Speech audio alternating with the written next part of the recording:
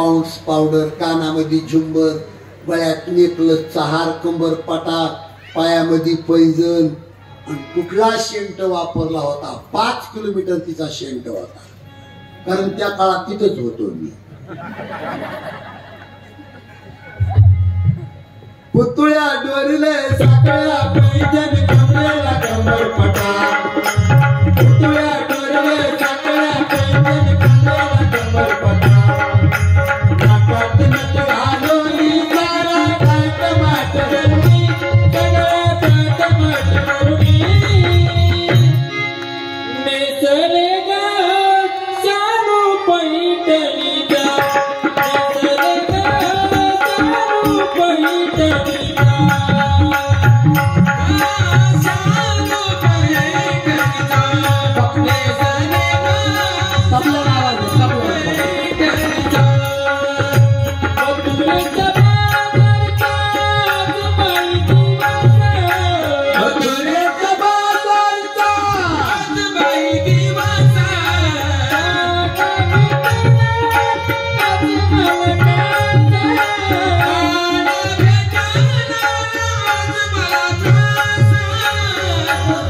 नाव ठेवून करुणी ग बाई मला, नाव ठेवून करुणी, नाव ठेवू नका कुणी ग बाई मला,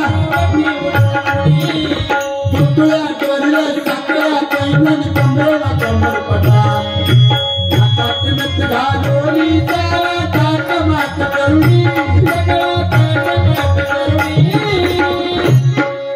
नेसले ग सानू पैठणीचा, नेसले ग सानू पैठणीचा, नेसले ग सानू पैठणीचा, नेसले ग सानू पैठणीचा.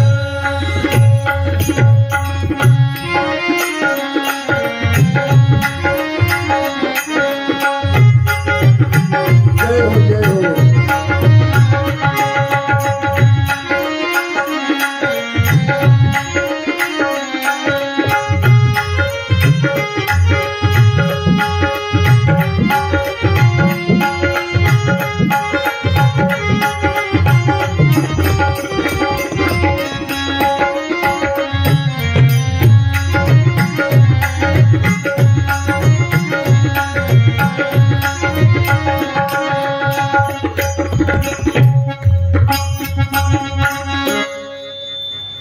निळोबरायची गवळण नाही, सजून आली ना शूर्पणखा,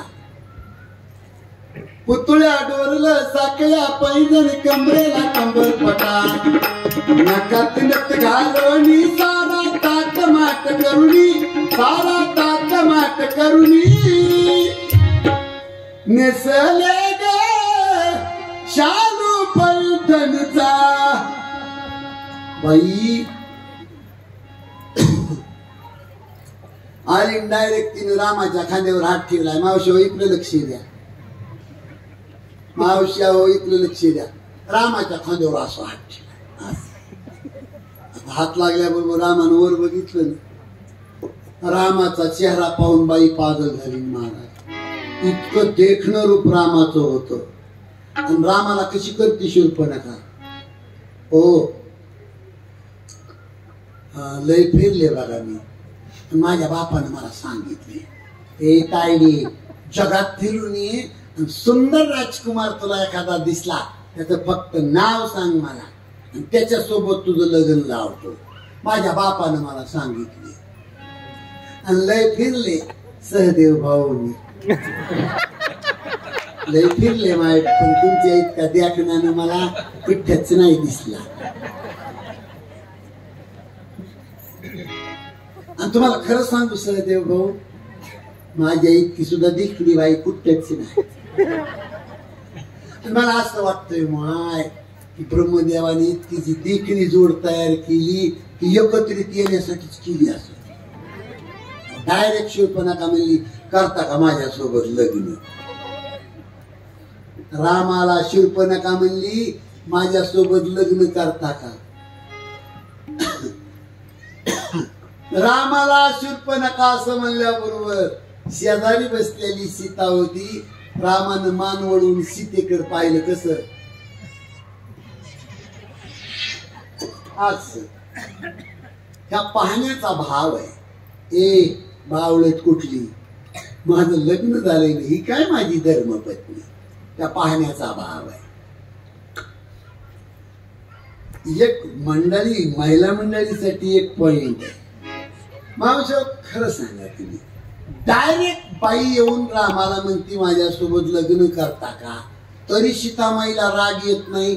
सख्या कानानं सीता ऐकती या बाईची, तरी सीतामाईला राग येत नाही. काय जीवन असं. मावशी मी काय म्हणतो, समजा तुम्ही नवरा बायको असं तुमच्या दारात बसला, तुम्ही नवरा बायको, अनुभव एखादी हिंडत हिंडत बाई आली, तुमच्या मालकाच्या खांद्यावर हात ठेवला समजा, तुमच्या मालकाला ती बाई म्हणली ओ माझ्यासोबत लग्न करता का. मावशी इमानदारीने सांगा तुम्ही काय करता.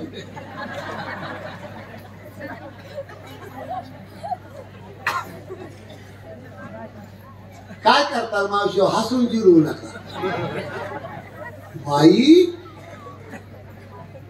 कुठे गेली चप्पल पांढर, तू कुठून आली गेली, 1 किलोमीटर बाई हानीत नाही मिली तर.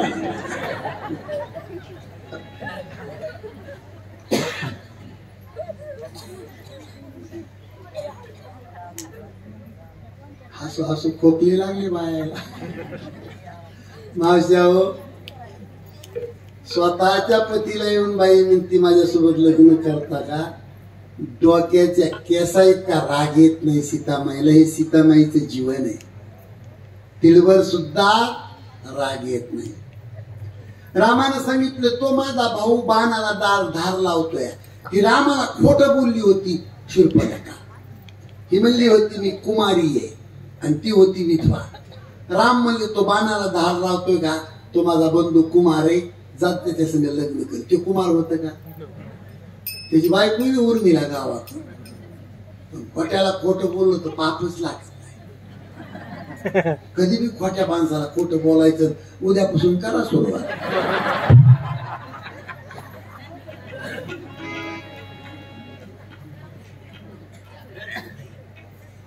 जा तिकडे माझा बंधू कुमार आहे कुमार. निघाली शूर्पणखा.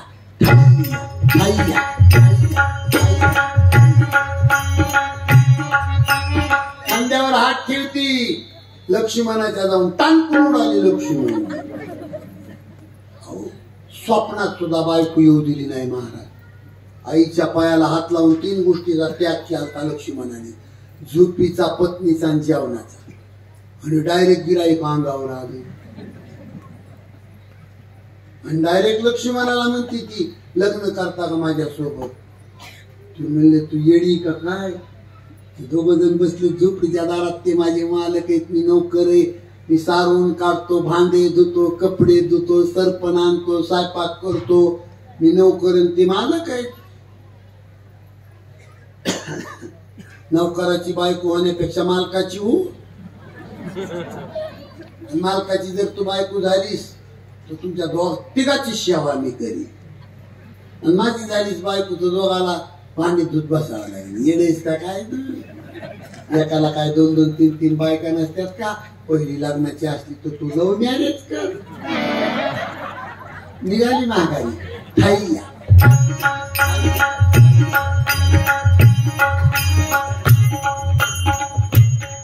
हो तुमचा बंधू तयार होत नाही. पहिलं तुमचं लग्न झालेलं असलं तर आपण महादेवाच्या मंदिरात, ते काय भैरवनाथाच्या मंदिरात हार घालू. राम म्हणले माझा आदेश माझ्या बंधूला गेला नाही. फिर माघारी मी आदेश देतो. इकडून तिकडून तिकडून तिकडून तिकडून तिकडून तिकडून कामातुरानाम भयम न लज्जा. अभ्रू नसलेल्या माणसाला कुठलीच अक्कल नसती महाराज. त्याच्यातले गिराईक म्हणजे शूर्पणखा. रामाने सांगितले लखन तिचं नाकन कान कापून की लक्ष्मणाने बाण सोडला आणि शूर्पणखाचं नाक आणि कान केला.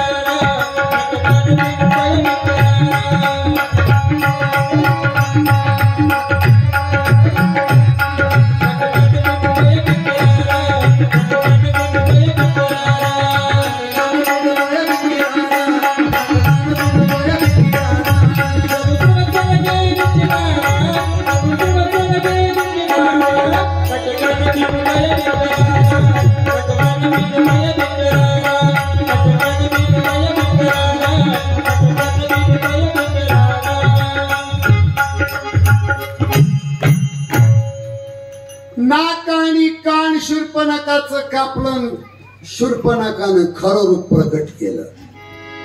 राक्षसीन होती डोंगरा एवढी बाई, काळी खाप, आणि तिच्या नाकातून 25 HP पंप पाणी कसा आणतो तसं भाड भाड रक्त गळत होत.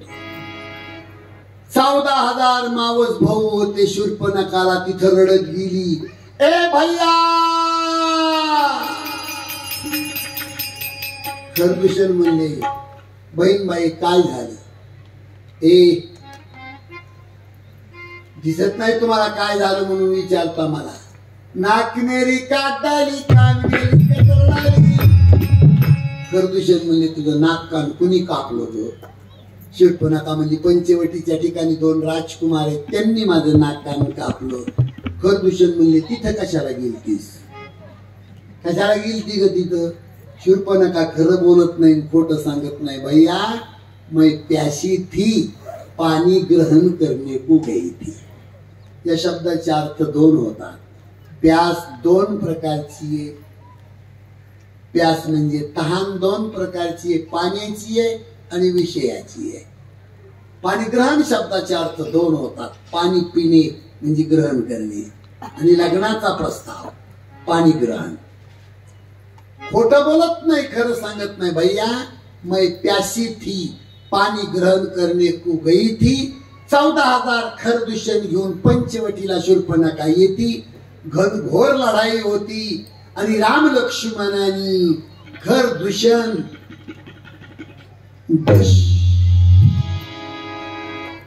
14,000 खरदूषण राम लक्ष्मणांनी मारले, पण नाक कापलेली बाई मारली नाही. हा पोस्टमॅन टपाल घेऊन लंकेत जाण्यासाठी तसाच ठेवला, आणि ती शूर्पणखा नाक कापलेली रात्रीच्या 1 वाजता रावणाच्या नृत्यशाळेमध्ये जाऊन पोहोचली. तुम्हाला इथून दिसत नृत्यशाळेमध्ये रावण बाया नाचवीत होता. हातामध्ये दारूची बाटली होती, मांडीवर मंडोदरी होती, समोर बाई नाचत होती, आणि उंबरठ्यावर नाक कापलेली बाई होती. विनाशकाल विपरीत बुद्धी. हे संकेत कसे ते? घराचं वाटुळं व्हायची वेळ आली की हे संकेत. बाई नाचवणं, हातात दारूची बाटली घेणं, दारामध्ये रात्रीच्या 1 वाजता नाक कापलेली बाई उभी राहणं.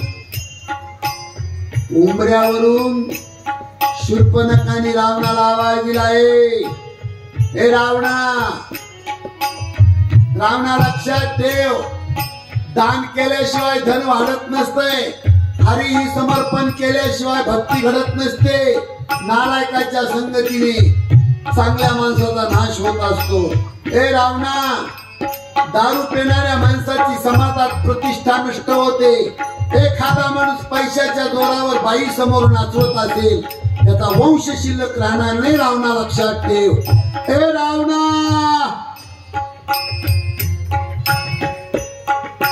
बिघडलेल्या माणसाला किती आवाज द्या, ऐकत नाही.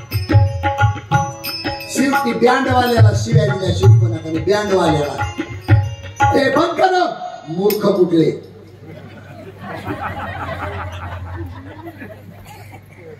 इथलं नाही चाललं, तिथलं चाललं. तिथल्या वाजवीदाराला शूर्पणखाने शिवी दिले, मूर्खाव बंद करो. आणि मग बँड बंद पाडल्यावर रावण म्हणतो, कोण आहे, कोण आहे? शूर्पणखा म्हणली, मुडद्या, डोळे गेले काय तुझी? कोण आहे म्हणून विचारतोस? अरे मी तुझी बहीण आहे की. शूर्पणखा, काय झालं दीदी? दीदी काय झालं? दीदी म्हणली, दिसत नाही तुला? काय झालं म्हणून विचारतो. नाक मेरी काट डाली, कान मेरी कतर डाली. रावण म्हणला, तुझं नाक कान कुणी कापलं? अरे पंचवटीच्या ठिकाणी 2 राजकुमार आले, त्यांनी माझं नाक कान कापलंय. रावण म्हणला, दीदी त्याला माझं नाव का नाही सांगितलंस? तुम्ही रावणाची बहीण आहे म्हणून कशाला तुझं नाक कापलं असतं? शूर्पणखा म्हणजे मूर्तिया, तुझं नाव सांगितलं तिथून पुढे म्हणून नाक कापला, आधी बरं होतं. आणि मग रावण म्हणतो दीदी आराम करतो बघतो, पण जाता जाता दीदीला अवखीळ होती. दीदी जरा अवखीळ, दीदी रावणाला जाता जाता कसं करती, दादा मला एक वहिनी आण. दीदी म्हणली 16 वर्षाची मुलगी त्यांच्यासोबत फक्त मी दान तुला. रातभर वाचली गीता आणि कालचा गोंधळ, ती गाढवाची आवलाद. हातामध्ये गदा घेऊन रावण मारीच मामाच्या झोपडीवर जातो. मामा मला सीता चोरायची, तू हरीण होऊन जा. मामा म्हणला बापरे रावणा, 14 वर्षाचा राम होता तेव्हा मीन सुबाऊ विश्वामित्राचा विध्वंस करायला गेलतो, आणि तेव्हा रामाने बिनटोकाचा बाण मला मारला होता. मी 400 कोशीकडे येऊन पुरलो तेव्हा. आता 40 वर्षाचा राम आहे रावणा, माझा खिसबी गालबाला करी नको तुझ्या पाया पडली. रावण म्हणला तर ह्या मस्तकात गदा घाली इथंच तुला राम नाम सथाय करून टाकली. आणि तिथं मारीच मामा म्हणतो शहाण्या माणसाने 9 लोकांच्या नादाला लागायचं नाही. शहाण्या माणसाने 9 लोकांच्या सोबत विरोध कधी करू नये असं रामायणात तुलसीजीने लिहिले. 9 कोणचे कोणचे तुम्ही बोटावर मोजा, मी निष्ठ सांगतो. देव, श्रीमंत, मूर्ख, मर्मी, शस्त्री, पत्रकार, नगाद, मर्मी, डॉक्टर आणि स्वयंपाकी.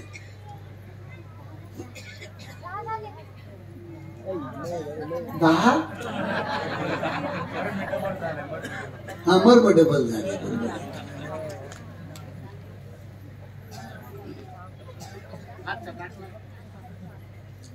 देव, श्रीमंत, मूर्ख, मर्मी, शस्त्री, पत्रकार, नगाद, डॉक्टर आणि स्वयंपाकी.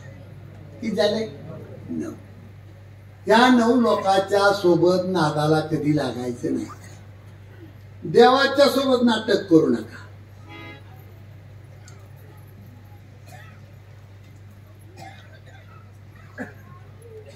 एक माणूस सकाळी उठला,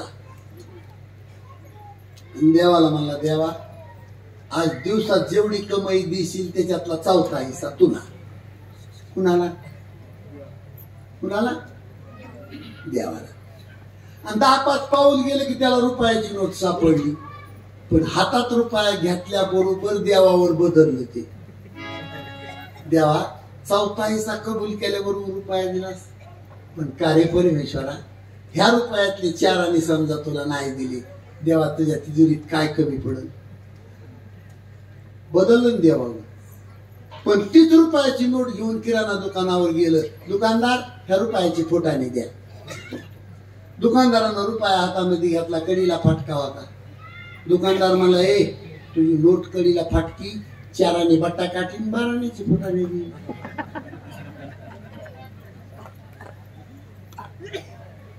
तवा याला कळालं देव दुकानदार झाला. देवासोबत विरोध करू नका. श्रीमंताच्या नादाला लागू नका, गरीबाला ते धुळीला मिसळून टाकेल. मूर्खाच्या नादाला लागू नका. जर मूर्खाच्या नादाला तुम्ही लागलात तर लोक तुम्हाला सुद्धा मूर्ख म्हणणार. मर्मी आपल्या घरातल्या उतरंडीचे गाडगे कोण्या गाडग्यात काय ठेवलंय ही ज्याला गावात माहिती आहे त्याच्या सोबत विरोध करायचा नाही. आपलं मर्म ज्याला कळतंय त्याच्यासोबत भांडायचं नाही. डॉक्टरच्या सोबत भांडायचं नाही. बाया सारायच्या, इंजेक्शन घ्या, डॉक्टरवर नाही. नगादाच्या नादाला लागायचं नाही, तो तुमच्या जातीचा बदल करू शकतो. शस्त्री शस्त्र चालवण्यात जो तरबेज आहे त्याच्या सोबत भांडायचे नाही. स्वयंपाक करणाराच्या सोबत विरोध करायचा नाही. वळल्या कडीला खाल्ल्या कडीला जळगाव, मध्ये चिखली, वरच्या कडीला तांदूळवाडी अशी जरी खिचडी बनविली तरी खातानी म्हणायचं वाघा केस तालुक्यात खिचडी तो आज भांडायचं नाही. स्वयंपाक करणारा सोबत विरोध करू नका. काय झालं, रात्रीच्या 10 वाजता बाळासाहेब जेवायला आले आणि वाढायला होती माय. वाढायला कोण लागेल? कोण?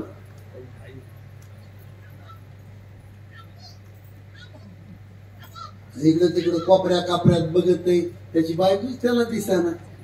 वाढायला होती माय. असा गरम झाला बाळू. पण माय पुढे असल्यामुळं बोलता येईना त्या बाळूला. पण ताटामध्ये कढी पातळ झाली होती. कढीचा सांदा बघितला आणि बाळू माईवर भाटकाला. का गाय ये, कुणी केली का कढी? मोराच्या डोळ्यातल्या पाण्यासारखी इतकी पातळ कढी कुणी केली कढी? आई म्हणली, बाळू रोज कढी मी करते बघ, पण आजची कढी तुझ्या पत्नीने केली. बाळासाहेब म्हणले, आई कढी पातळ आहे पण खायला खूप छान आहे. अरे बाळ्या, छान म्हणून खाणार तर ती रोगरची फोडणी देऊ शकते उद्या. स्वयंपाक करणारा सोबत विरोध चालत. सज्जनानो, मारीच मामा हरिण होऊन पंचवटीला आले. गोंडस हरिण रामाने पाहिलं, सीतामाईने पाहिलं.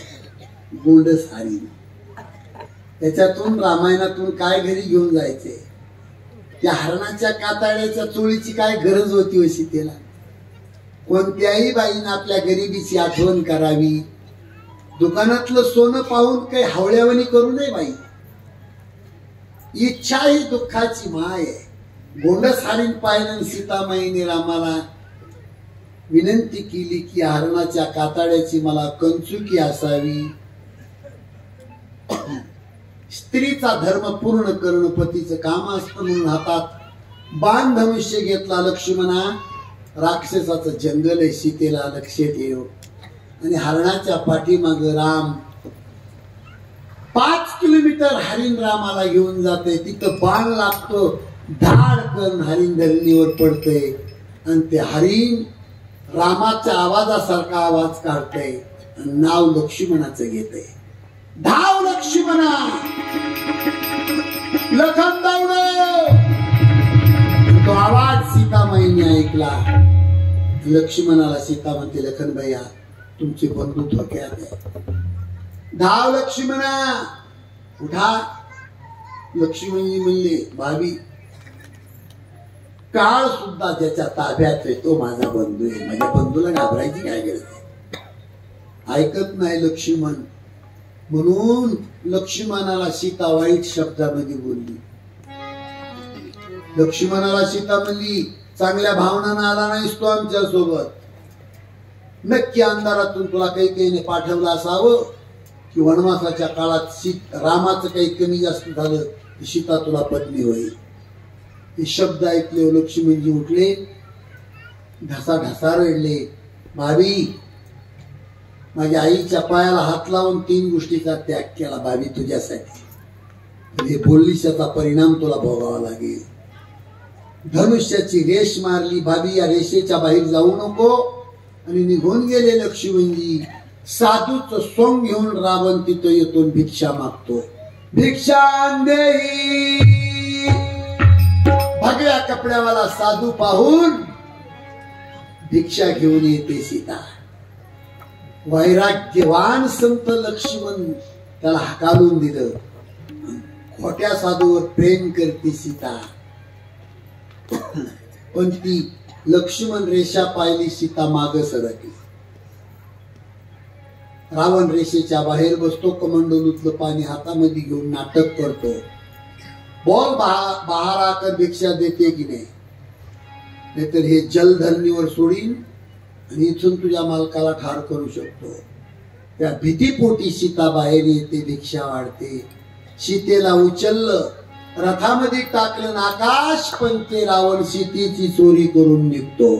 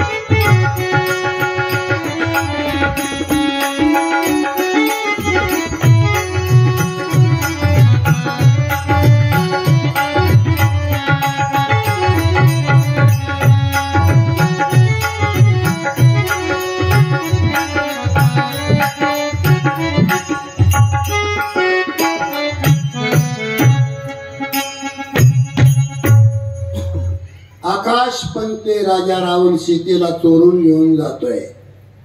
रावणाचा रथ पहिल्यांदा अडवला जटायू पक्षाने, एक गिद्ध पक्षी. ए रावणा, अरे महान पतिव्रता स्त्री आहे, ही स्त्री तुझ्या नगरीमध्ये घेऊन जाशील तर वंशाला दिवा लावायला माणूस राहणार नाही तुझ्या नगरीमध्ये. अहो एवढंच नाही, जटायू पक्षाने रावणाच्या डोक्याचे केस चोचीमध्ये पकडले, झटका मारल्याबरोबर रावण रथासहित धरणीवर पडला. आणि तो पक्षी असा एका मुठीमध्ये रावणाने धरला आणि वरून दम दिला. बोल, तुझं मरण कशात आहे? मूर्खा, तुझं मरण कशात आहे? जटायू पक्षी म्हणतो, रावणा माझं मरण पंखात आहे, तुझं मरण कशात आहे? रावण म्हणला, माझं मरण डाव्या पायाच्या अंगठ्यात आहे. 10 तोंडावाला खोटं बोलला, ज्याला एकही तोंड नाही, चोच आहे, ते खरं बोललं. किरपान नावाचं शस्त्र काढलं रावणाने आणि त्या पक्षाचे पंख छेदले, रक्ताच्या धारा लागल्या आणि तो पक्षीवर धरणीवर असा पालथा पडला. रावण आकाश बनते पुढे लंकेच्या दिशेने जात असताना वृषमुख पर्वतावर 5 वानर सीतामाईने पाहिले, नळ, नीळ, जांबिवंत, सुग्रीव आणि हनुमंत. त्यांना पाहून सीतामाईने अंगावरचे अलंकार काढले, त्याची गाठोडी बांधली आणि त्या डोंगरावर सोडली. रावण लंकेमध्ये सीतेला घेऊन जातो. अशोक वाटिकेमध्ये अशोकाच्या झाडाखाली सीतेला ठेवलं. मुख्य राक्षसी विभीषणाची मुलगी माळकरी होती, ती ठेवली आणि राक्षसनीचा पहारा ठेवला. आणि सिंहासनावर निशाला ताव मारून राजा रावण सीता जिंकली याचा त्याला गर्व येतो, अहंकार येतो. आता कथा थोडी पाठीमागून घ्यायची आपल्याला. आता त्याच्या अगोदर थोडस भजन करू आपण मस्तपैकी. Yeah.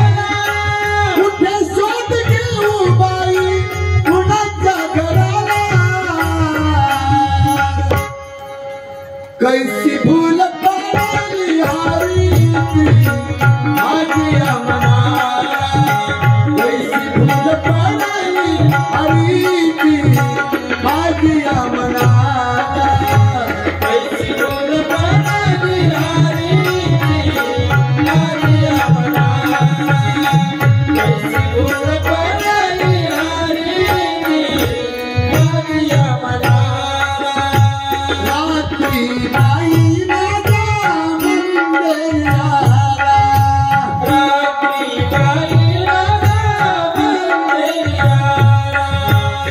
येऊन बाई माझ्या पैसला उचाला येऊन बाई माझ्या पैसला उचाला रक्तकून झाले बाई मनती मनाला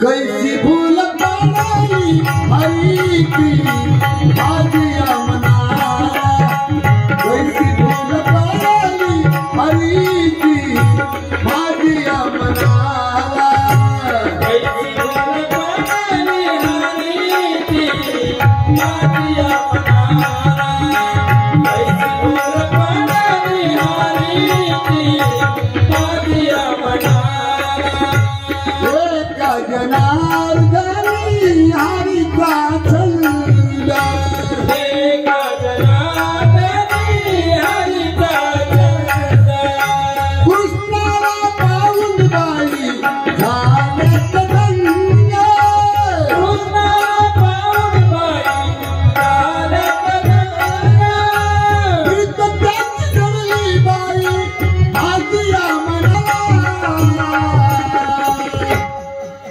कैसी भूल पडाई हरीची माझ्या मनाला कैसी भूल पडाई हरीची माझ्या मनाला कैसी भूल पडाई हरीची माझ्या मनाला कैसी भूल पडाई हरीची माझ्या मनाला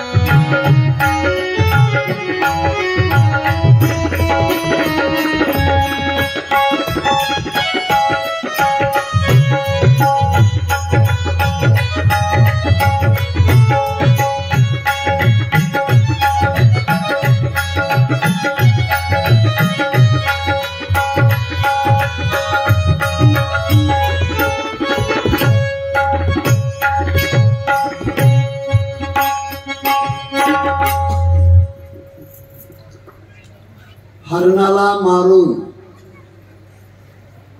रामप्रभू एका झाडाच्या सावलीला थांबले होते आणि येताना लक्ष्मणाला पाहिलं आणि रामाला धक्का बसला.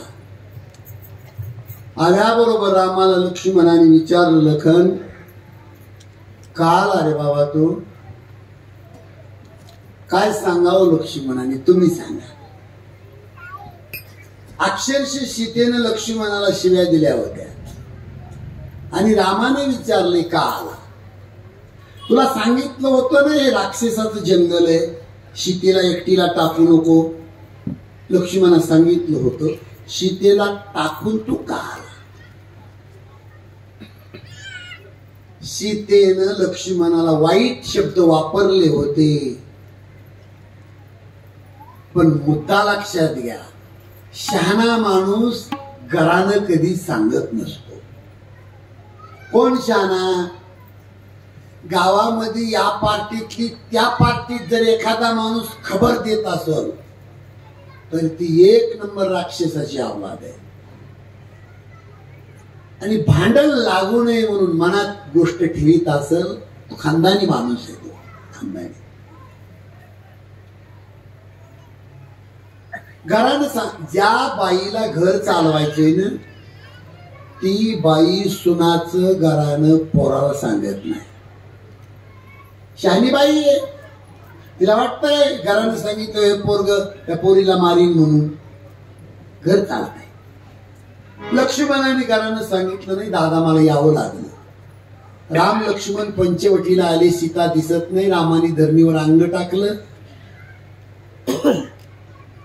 गडबाडा लोळू लागले. शेवटी रडून रडून थकले राम.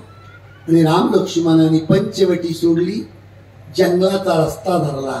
एका गटारातून आवाज येत होता, राम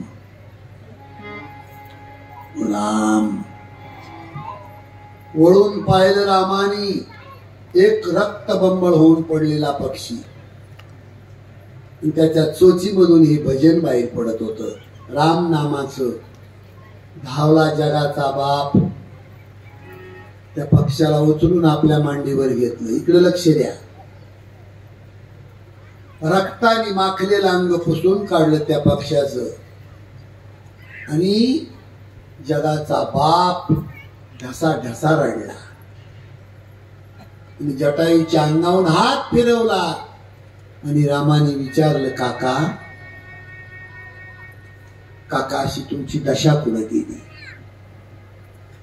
जटायू पक्षाला राम काका म्हणत असत, कारण दशरथ राजा जटायूला भाऊ मानत होते. चुलत्याला काका म्हणण्याची पद्धत आहे. सांगा काका अशी तुमची दशा कोणी केली?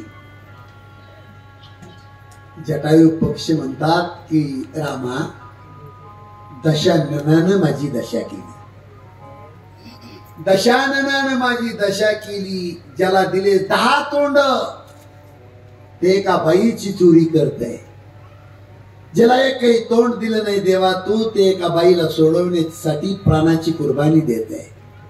वास्तविक खरं पाहिलं तर जटायूची रामाच्या सोबत तक्रार आहे.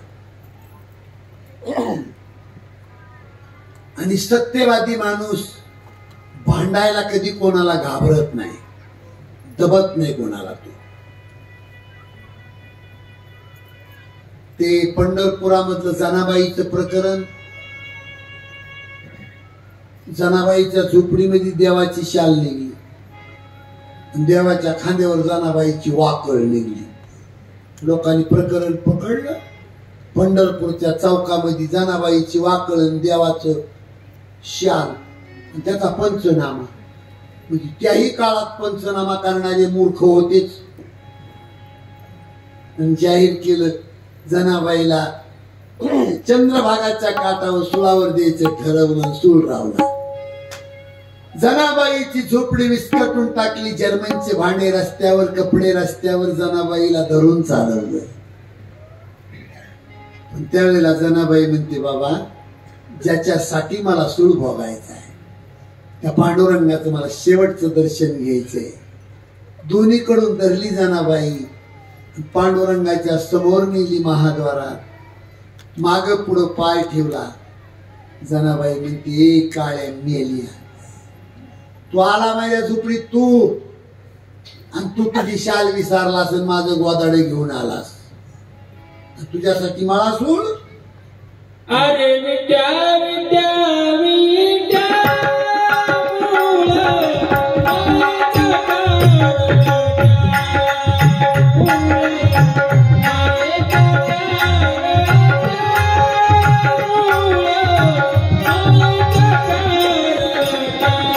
माझी घाल बाई.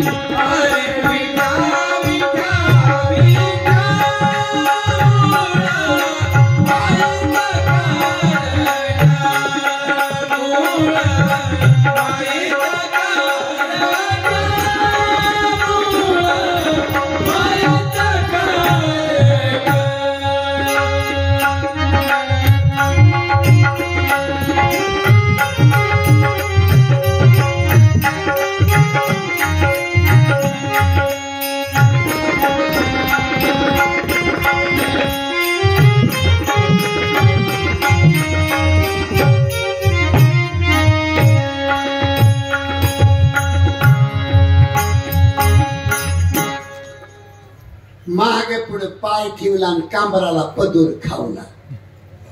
जनाबाई कशी करते त्या ए काळ्या मेल्या हा अरे विद्या विद्या विद्या मुळ मायाचा कारत्या तुझी झाली रडकी जन्म सावित्री चुडालेली तुझे गेले म्हणे तुला पाहून काळ रडे उभी राहून अंगणी शिव्या देती दासी जणी माय भजन आहे का भांडण आहे भजन आहे का भांडण आहे भजन रानरंड की भजन असते का हे ग मावशी भांडण आहे अहो देवाच्या सोबत केलेलं ओरिजिनल भांडण नाहीये पण नवल ते भजन ठरले आपलं भजन भांडण ठरले हो आपलं भजनी मंडळ मधल्या बाजूला चहा आला उकारलाच गावातला उकांडा आपलं भजन भांडण ठरलं जनाबाईचं भांडण भजन ठरलं आलं लक्षात तुमच्या पण ते सुळाचं पाणी झालं ते सगळं प्रकरण तुम्हाला माहित आहे पण खरा भक्त देवाला भांडायला भेट नाही आज दशानन या शब्दामध्ये जटायूची रामाच्या सोबत तक्रार आहे जाहीर माफी मागितली रामाने इकडे लक्ष द्या पुरी चुळबुळ करू नका इकडे लक्ष द्या रामाने जाहीर हात जोडले काका काय करू तुमच्यासाठी सांगा मागताल ती जगातली वस्तू देतो तुम्हाला जिवंत करू जटायू पक्ष म्हणतो रामा तू म्हणतो काय मागायचंय ती माग आणि मी म्हणतोय मिळवायचं काय शिल्लक ठेवलंय रामा तुला खरं सांगू मारताना राजा दशरथाला ही तुझी मांडी मिळायला पाहिजे होती ती मांडी तुझ्या बापाला न मिळता या पक्षाला मिळते 4 पुत्र राजा दशरथा अंतकाळी एकही नव्हता आणि त्या दशरथाचा ज्येष्ठ पुत्र राम त्या रामाच्या मांडीवर या पक्षाची मान हा मरायचा चान्स कसा सोडू तुका म्हणे जन्म आल्याचे सार्थक विठ्ठलची एक देखलिया मरायच्या अगोदर जटायू पक्षाने रामाला सांगितलं की दक्षिण दिशेला एक राक्षस एका बाईला घेऊन गेला बचाव बचाव म्हणत होती म्हणून मी उडी मारली पण काय करू प्रभू रावणाने मला शस्त्र मारलं रामा ती बाई कोण्या दिशेला घेऊन गेला राक्षस एवढंच सांगण्यासाठी या शरीरात प्राण ठेवला येतो देवाने मान टाकली रामाच्या मांडीवर प्राण सोडला सज्जनानो तुमच्या पाया पडतो मी हात जोडतो काय केलं होतं जटायूनं काय ज्ञानेश्वरी वाचली होती पंढरपूरची वारी केली अन्नदानाच्या पंक्ती घातल्या होत्या काय केलं होतं की जेणेकरून मरण रामाच्या मांडीवर आले तुम्हाला सांगू जगात सगळ्यात खाल्ल्या थराची जात पक्षात सुद्धा खाल्ल्या थराची जात जर कुणाची असेल तर जटायू पक्षी आहे आपण त्याला साध्या भाषात गिधाड म्हणतो मेलेल्या म्हशीचं मटण खाणारी जात गिधाड आहे कधी देवाला पाणी घातलं नाही उत्पत्ती लावली नाही भजन नाही पण मरण रामाच्या मांडीवर आले याचा एकच अर्थ सांगतो तुम्हाला लाख परमार्थ असेल तुमच्या जीवनामध्ये पण परोपकाराचं रक्त जर तुमच्या शरीरात नसेल अख्खा परमार्थ फेले लक्षात ठेवा अख्खा परमार्थ सकाळी झोपेतून उठल्यापासून संध्याकाळी झोपेपर्यंत कुणाच्या तरी कामाला पडा नाही कुणाच्या कामाला पडता आलं रस्त्यानं चालता चालता रस्त्यावरचा दगड उचलून बाजूला फेका हे सुद्धा परोपकाराचं काम आहे हे जर जीवनात नाही घडलं तर अख्खी जिंदगी फेल आहे हे जटायूनं काम केलं जटायूचा उद्धार केला आणि राम लक्ष्मण तिथून पुढे एका डोंगराच्या दरीमध्ये उतरले. शबरी उद्धाराची कथा आहे आपल्या समोर, इकडे लक्ष द्या. 12 वर्षाची मुलगी होती, तिच्या लग्नासाठी बापानी 12 बोकडाची दावण दारूचे माठ. 12 वर्षाची मुलगी झोपेतून उठली, दारामध्ये ओरडणारे मुके प्राणी पाहिले. बाबा, हे प्राणी कशासाठी आणले? शबरी, लग्न जुळवलंय तुझं. आणि मग आपल्या भिल जातीमध्ये पद्धत आहे, वरी बघ बाई, ये पुढं बघ बाई. तुमचीच कथा सांगतो. 12 वर्षाची मुलगी, बाई तुझं लग्न जुळवलं ना. मग आपल्या भिल जातीमध्ये पद्धत आहे, लग्नाच्या आधी सगळे भिलाचे पाहुणे गोळा करायचे आणि त्याला मेजवानी द्यायची, बोकडं कापून दारू पाजून. 12 वर्षाची मुलगी, बापाचं कार्य तिला पटलं नाही. दुसऱ्या दिवशी रात्री झोपीत माय बाप टाकले. 12 वर्षाची मुलगी उठली, झोपडीतला दिवा बंद केला, अंधार पडला, घर उघडलं, निघून गेली. गल्ली गल्लीनं पळून गेली. शबरीचा बाप राजा होता. 6 महिने शबरीचा शोध घेते होते, पण शबरी कुठं सापडली? कुठं होती शबरी? डोंगराच्या खोल दरीमध्ये मोठा उंट मरून पडला होता. उंटाचं पोट फुटलं होतं आणि त्या उंटाच्या पोटाची दुर्गंधी 5-5 किलोमीटर चालत होती. आणि त्या उंटाच्या पोटाजवळ जाऊन शबरी उभी राहिली. शबरी देवाला म्हणते, देवा, माझ्यासाठी 12 प्राणी मरत असतील तर काही दिवस मी मेलेल्याच्या पोटाचा आश्रय घेते, म्हणजे 12 प्राणी वाचतील. मेलेल्या उंटाच्या पोटाजवळ काही दिवस 12 वर्षाचं लेकरू थांबलं. तिथं दुर्गंधी येत असल्यामुळे कोणी जात नव्हतं. त्याच डोंगरामध्ये मातंग गुरुदेवाचा आश्रम होता. मातंग गुरुदेवाला स्नान करण्यासाठी जाण्याचा जो रस्ता होता पंपा सरोवरावर, तो रस्ता जिंदगीमध्ये साफ करायचं काम त्या मुलीने केलं. रोज रस्ता साफ करायची, दिवसा रस्ता साफ करायची नाही, रात्री रस्ता साफ करायची. झाडून नाही, हाताने रस्ता साफ केला. 1 महिना नाही, 1 वर्ष नाही, जन्मभर. शबरी पहाटे पहाटे उंच दाट झाडाच्या झुपक्यात जाऊन बसायची. पहाटे पहाटे आपलं रात्रीच्या प्रसंगी रात्रभर रस्ता साफ करायची. आणि पहाटे पहाटे